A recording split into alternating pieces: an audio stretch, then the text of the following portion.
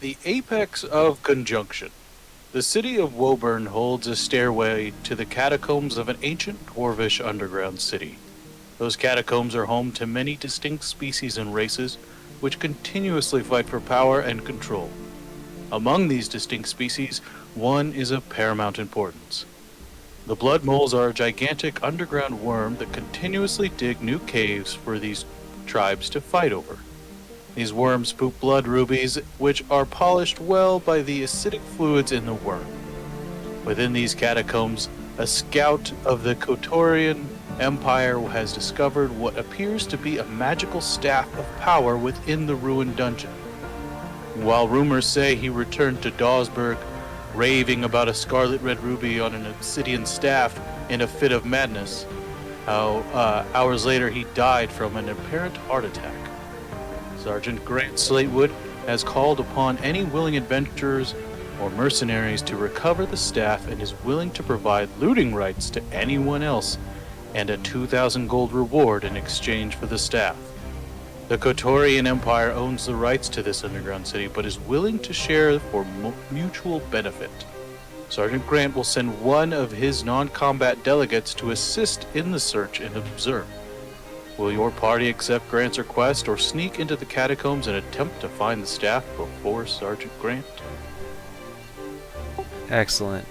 And then we'll go straight down the list in Foundry VTT. Shia, can you give a short introduction for your character?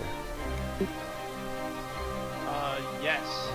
Jaya is a massive Goliath woman.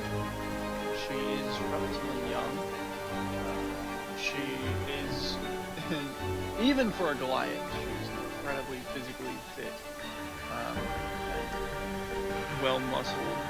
Despite her physique, she carries herself with a grace.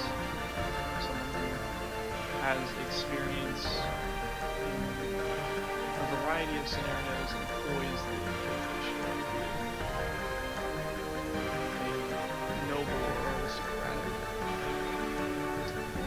like that. She wears simple armor, sort of in a plated leather style, and she carries a massive greatsword.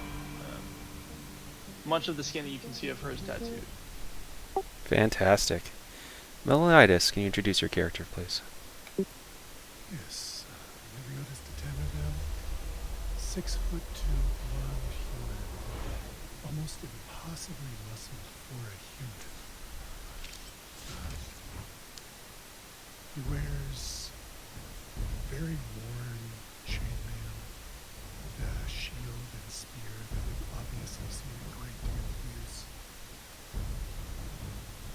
He has piercing blue eyes. He wears his hair in braids. Looks more like a barbarian than a paladin. Fantastic. Whisper, can you introduce yourself for us?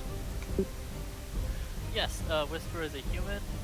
He's on the short side. Let me see, I've got our character sheet. Oh yeah, he's 5.5 feet tall. He wears like black studded leather armor and a gray cloak when he's fighting, and he has like a bunch of sheaths full of throwing knives on his legs. But when he's not fighting, he wears a large coat that covers his armor, and he also conceals his sword inside a walking stick.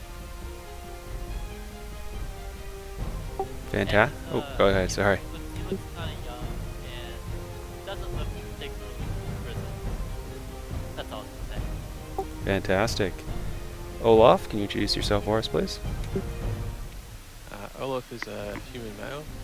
He was a farmer, born to a family of farmers, who was taken off on a journey around Torrent in search of a certain objective of his. He wears equipment dating back from the conquering of Torrent by the Khotorian Empire. If you don't recognise the equipment, you'll just notice it as old and worn out and a little bit of a relic. And he's average looks and appearance, just slightly strong build from his background as a farmer. Fantastic. Last but not least, Oktar, can you introduce yourself for us, please? Sure. Oktar is a hobgoblin, a bit on the shorter side, but not overly so.